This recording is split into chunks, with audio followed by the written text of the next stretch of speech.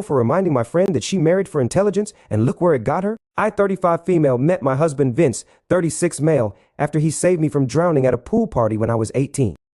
I took him out for lunch the following week to thank him for saving me, and we soon fell in love and began dating. At the time, Vince worked a blue-collar job while I was studying in university. We ended up getting married, and Vince supported me throughout my entire education up until I got my PhD. Vince always told me that he wanted to study in university but had learning disabilities that made it difficult for him to study in a classroom.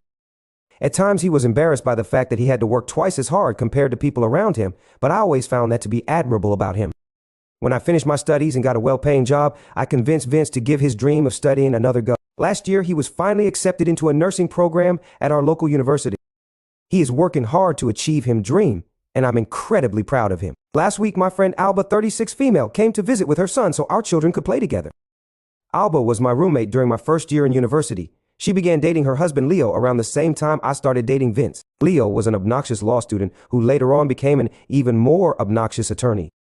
He was a know-it-all who prided himself on his intelligence, which for some reason attracted Alba. At the time, Alba would sometimes tease me that I could do better than Vince and would offer to set me up with one of Leo's law school buddies, but I would always refuse, and she eventually dropped the subject. Alba and Leo are currently going through a nasty divorce that stems from him cheating on her. Quite frankly, he is dragging her through the mud and is using connections to try and leave her as penniless as possible. As we were chatting and catching up, Alba began to express concern over the fact that my eldest son, 7 male, was recently diagnosed with dyslexia. Alba began telling me how she is worried that my son will be academically challenged like his father and what that could entail for his future.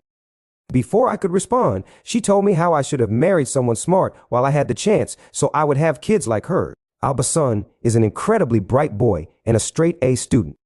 I told Alba her advice was unnecessary and reminded her where marrying for intelligence got her. I then proceeded to tell her that I would rather have my son grow up to be an honest, hardworking person like his father than an academically gifted jerk who wasn't smart enough to know sleeping with his secretary could have consequences on his marriage like her husband.